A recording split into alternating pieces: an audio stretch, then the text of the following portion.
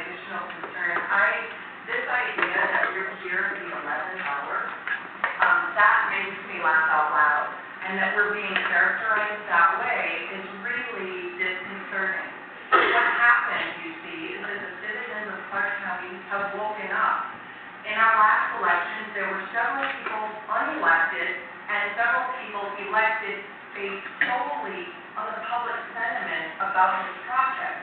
Now, that doesn't mean that we make all of our decisions based on this project, but when it doesn't pass the straight face test, when you say we're going to get 1,700 jobs at the cost of 4,000 family wage jobs, doesn't pass the straight face test. When you say it out loud, when you say $500 million a year will be leaving Washington's economy so that we can have a bridge too low, it doesn't pass the straight face test.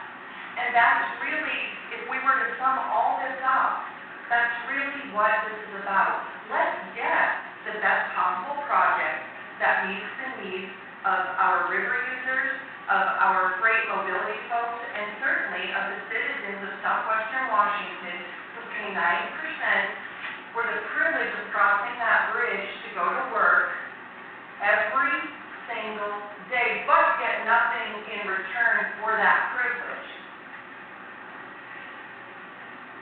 We can get a better project.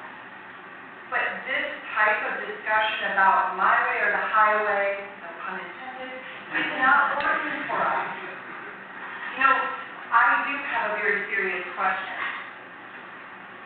Both the PRNS, the projects of regional national significance, and the New Start program are competitive grant funding.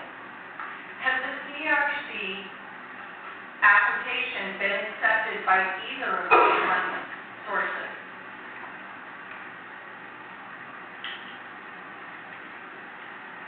Let me speak specifically to the Federal Transit Administration. So as we work with projects, we've been working with the CRC project for several years. It goes through a series of stages. It's been through preliminary engineering. It's now in our engineering stage. The fact that money was put in the President's budget today is a strong indication. We approved people at several stages. We approved them to every stage to date. So we put money in the President's budget today with the goal of having the full funding grant agreement signed in May of 2014. And there's really only two other projects in the United States that don't currently have full funding grant agreements, so-called New Start projects, that are similar circumstances. So the $500 million for the PRNS, there's no money in that pot right now, but we've all been told in transportation that that money is for CRC. And the reality is, it's competitive across the entire United States, $500 million to be spread across all the states, and somehow Washington's going to get 100% of that for the CRC. And interestingly, you should also know that the North-South Freeway has also been promised that same $500 million. You know, there are just so many unknowns about this project, and you're asking us to extend so much faith. And this idea of, let's just keep moving it forward till we get it right.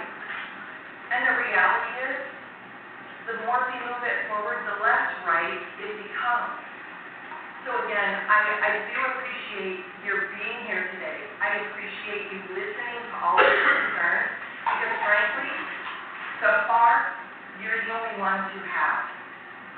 And I want you to know how much I appreciate that. Thank you, Senator Benz, followed by Eric from Becker. Thanks very much, Mr. Secretary. Thank you. Appreciate you. All right. Jay, Governor, thank you for asking me.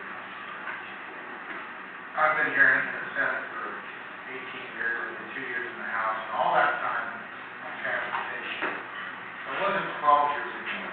I remember Representative Milton and I, 15 years ago, attending a meeting at the Union Station in Portland. We talked about fixing this bridge. So I've been involved with just about every aspect from the very beginning. And so many of my colleagues have taken your cap on some of your comments there. I appreciate that. that, because I like to just do it. I'm sure you do too, because I know your background allows you to be able to hear both sides, right? But when you talk about the power of this new economic corridor, I just have to remind you, it already is a powerful economic corridor, okay? And when we replace the 3 throughput lanes that are there now with a $3.6 billion bridge that only has 3 throughput lanes, it's a myth to believe that we're going to create this congestion-free corridor. That's simply not the case, especially when you consider the fact that Oregon is not adding and has refused to add any capacity to their side of the river. There are no plans in our Washington 25-year plan to add capacity on this side of the river. So there are 3 lanes in Washington, leaving 3 lanes in Oregon.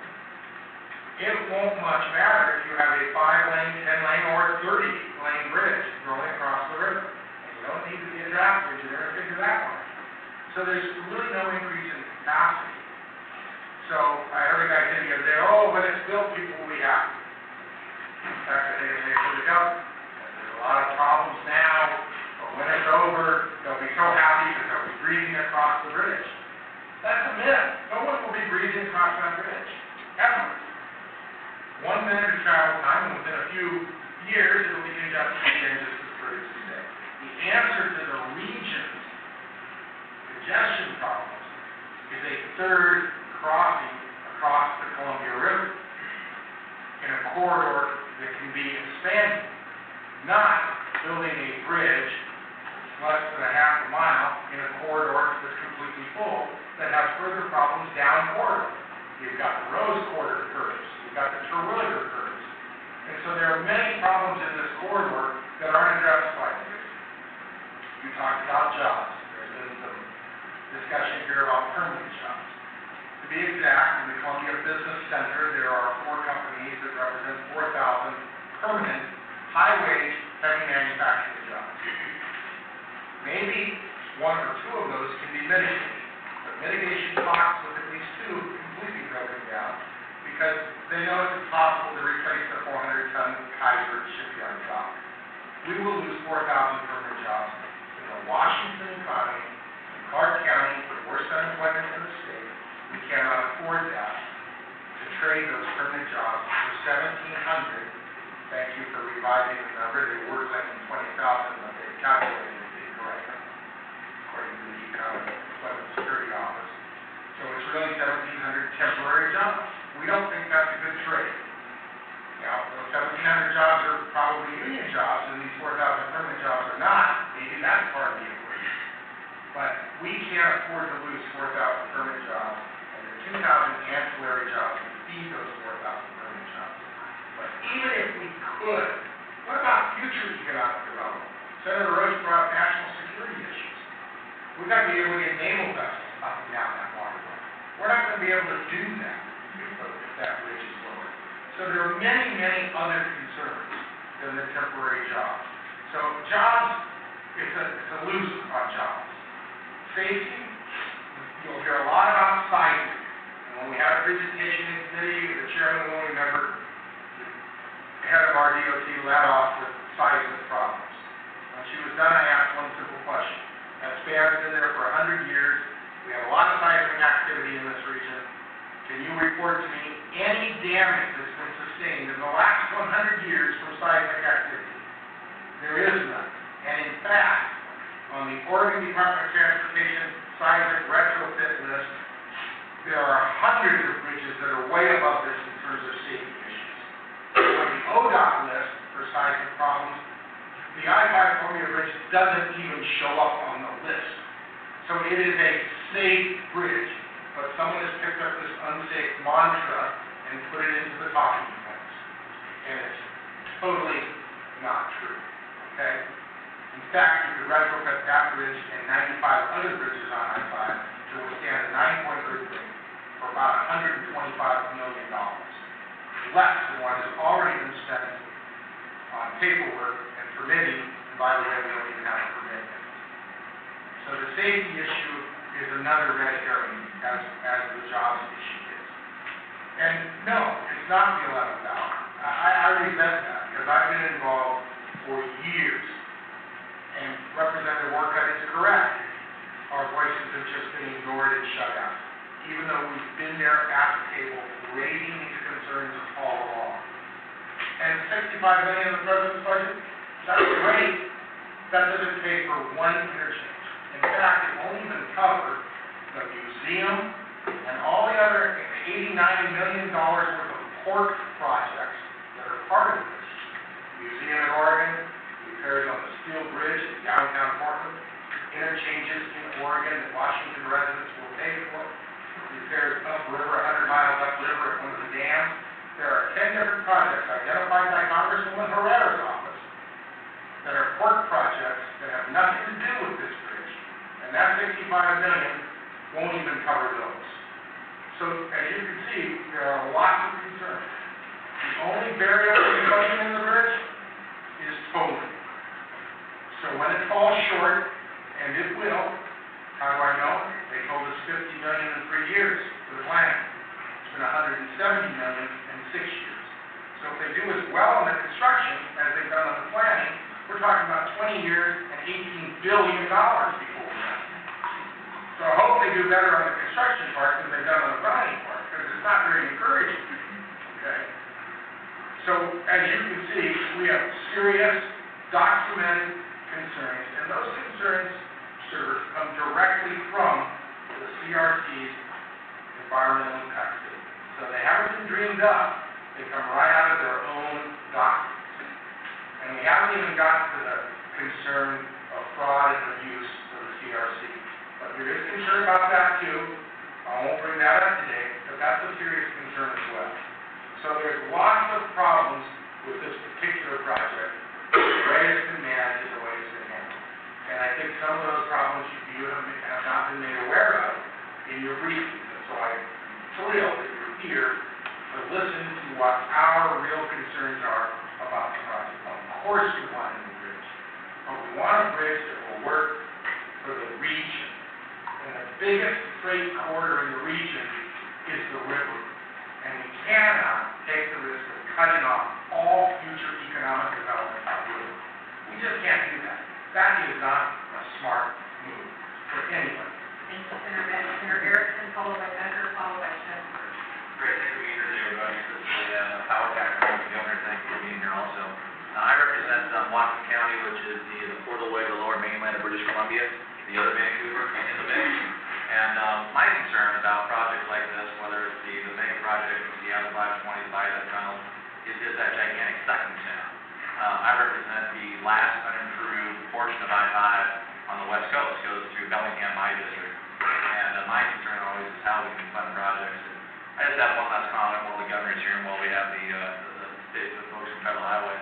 It is the comment you made about taking another 12 years that we start over, how expensive it is to become an American to build projects. And my major concern is, do we have the will of the country anymore to actually build these types of projects, be able to get things done in a timely and cost-effective fashion, when 80% of our resources is going to 3 mega projects in Washington State. That hurts the rest of Washington as we try to move forward on our big projects. So I know you're leaving the agency, but as we move forward, hopefully we can continue to work on ways to drive down the costs of these projects and drive down our timelines, as we worked on for so many years on our transportation permit efficiency and accountability committee, but actually get that to fruition so we can get stuff done in Washington State again, to turn it from talking about 12-year time frame to talking about time frame so we can get projects built again in our country. So, thanks again. Senator Becker, followed by Senator Shepard. Thank you. Well, I actually want to say thank you for being here. And while we're talking about the Columbia River crossing, I can appreciate Senator Erickson's comments about being on the Canadian border. I happen to represent the 2nd District, which starts right over in part of Olympia, goes all the way to the other side of Mount Rainier, and up through the Nisqually Delta, and border currently on the JDLM property, the military base. And so I want to say we can improve everything from Washington to Oregon, but unless you consider in your equation the Joint Base Lewis McChord interchange project, project that needs to happen and widening and improving the freeway there. I will give you an idea that I got off an airplane in SeaTac at 2 o'clock in the afternoon, and at 7:30 in the evening, I arrived in Olympia. And that was on Saturday afternoon. Every single day of the week, there is a backlog of traffic on I-5 at Joint Base Lewis McChord. And it is because of the base and the adding of people, and I'm glad these people are coming, but it has affected all of our mobility north and south at that particular point. The other thing is I've lived in the 2nd District for over 30 years, actually 40 years, and over 30 years, we've been promised the Cross-Base Highway. Now, the Cross-Base Highway goes through part of my district, the east-west corridor, that would go through the base. And there's a plan to actually have people be able to get off in the middle of the base, and so they would be able to utilize that corridor. But that funding is set out there for another 15, 20 years, and the project will never be a reality. From my perspective, and it is a way that we can actually take north-south travelers off of the back roads and where they have to go up to 512 to connect to 167 or to 512 to get to I-5. And this is a total way of relieving that total backlog of drivers there. I want to echo Senator Roach's comments about 167 and the importance that is to our area in the Pierce County area. That area is our economic driver for Pierce County, and there's hundreds of thousands of jobs there. And if we don't protect and build that 167 out, we will have the potential to lose those jobs to Canada, to Oregon, and to California, and to the southern states that are going to be able to take on these big ships as they progress on the canal. So I think that when you look at this entire package, I would like you to look at, yes, the Columbia River crossing is important, but as you come up, everything should be backed up at JPLM. There are some alternates routes that can occur that can help our whole progress, and I would just like you to consider that and how much I appreciate you. We have about 5 minutes, and I would like to go ahead and have a little bit of time to speak before we leave Senator Chester. Thank you, Governor, for being Secretary. We're here with you today to hear our concerns. You know, when I was elected Republican leader of this caucus, I've been very consistent in my meetings with the governor, with transportation leaders and other elected officials, that this project, as configured, was a huge problem for all of this caucus. And I've never been anything but blunt about that. Think about the implications of our Columbia Snake River system for shipping. This effectively doesn't just impact the Clark County region, it affects the Tri-Cities with Senator Hewitt, goes all the way to the port of Clarkston and Lewiston, Idaho, in my district. That our future use of the river is now limited. And I look at the other thing of representing this caucus.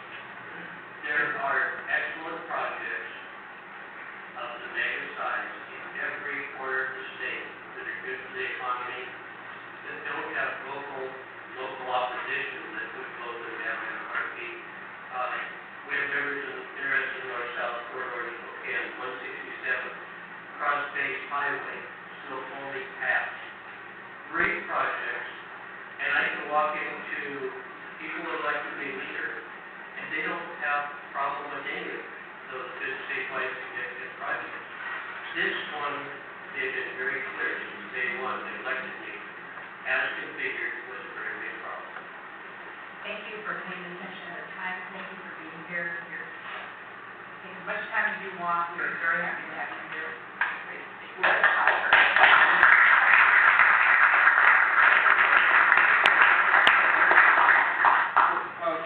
Look, this is valuable for us to hear what your concerns are, and but it's also important for you to know that a lot of people have spent a lot of time on this project, and the reason that I came here was at the governor's invitation because we are at a point in Washington where this project is in the queue to begin to receive significant amount of dollars, not just for transit. The TIFIA loan program is not about transit, it's about fitting out the project so that we can have the resources to make sure the project is funded properly. And, you know, as I said, look, I've been in your seats. I know that anytime you do something big, it's going to be controversial. And when you do big things, there are always going to be people who don't like it. And this is about what I said earlier. This is about replacing a bridge that needs to be replaced.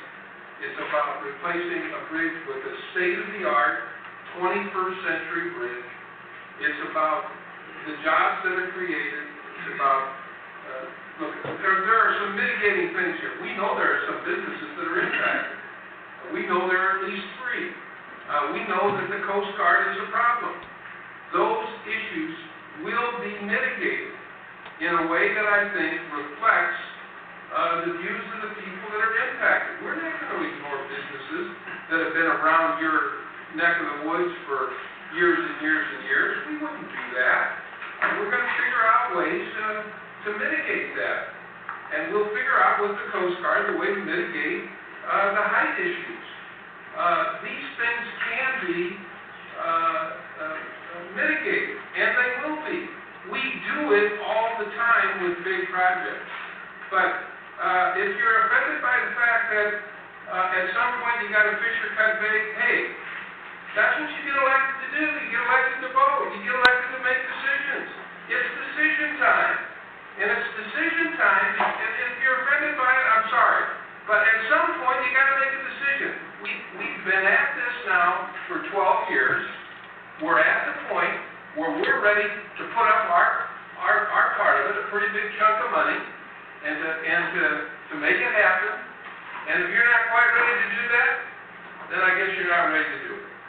And then we'll you know, maybe we'll work with you know, look, everybody's got a project, obviously, and you all brought your list with you today. I'll be happy to work with your Secretary of Transportation on it. But look, now is the hour. This is it.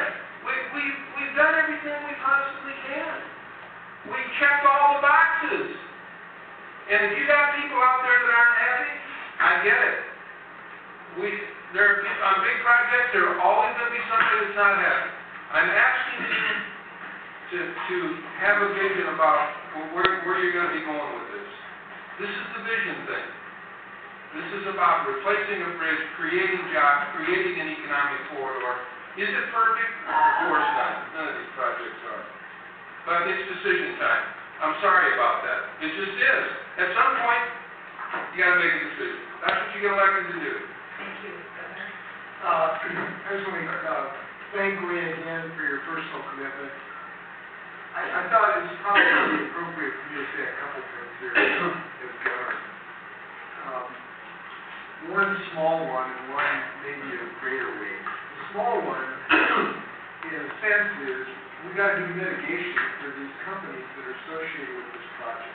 I get this very deeply. I've met with the 3 companies involved. We have more work to do to find a solution to those job issues. Now, I can report to you that we don't have anything on a dotted line with these 3 companies yet. I can report to you that I believe there is reasonable confidence that we can achieve that. And I'll tell you why. For one reason, when I met with these companies, what I heard was they support this project. They want the project to go through. And the reason they told me was they understand light rail reduces congestion ultimately from a bridge that otherwise would go forward. Now that's what they told me. And they want to find some solution to this mitigation issue. The thing I can report to you is I will exercise what I can do to find a mitigation solution that these 3 companies have gone to right. We should rightfully care about that. I do care about that issue. The bigger issue, though, is I think the hard one that we all face. I've been in this job for, 10 weeks.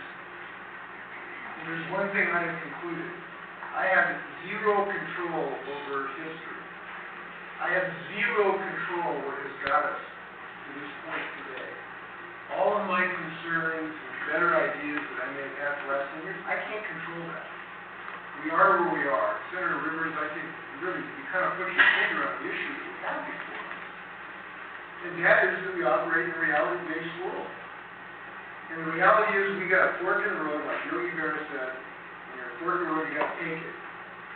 And we're at a fork in the road. We can move forward with this project, or this is what's going to happen. And there is certainty on this. There's no question about this. There is certainty what's going to happen. The certainty is on a reality-based assessment, not a wish-based assessment. A reality-based assessment is we're going to be here 10 years from now trying to figure out a better solution to this problem. We will still have multiple disagreements amongst ourselves and our constituents, whether it's a drawbridge or a 200-foot high bridge that costs 2.5 to 3 times more money so we can solve the problem ultimately and get to the Tri-Cities. 10 years from now, something will cost 2 or 3 times more money and no, it's little federal money. And that's just the options that we have before us. And we all jointly are going to have to make that decision which fork in the road to take. I think we should move. I think the action option is one I would opt for. But that's what's teed up for us. And I'll be committed on the mitigation issues on. I just want to tell you, I share your concerns about this, and we're going to intend to solve this problem. Pretty where Oregon's recruiting those companies. And listen, I think probably Germany and Narrow are recruiting these countries. They want to stay, and we've talked about some various locations in Washington that need those, and we're going to try to do what we can do. Again, thanks for you guys thinking about this, and thanks a lot, Ray, for your... I know they have to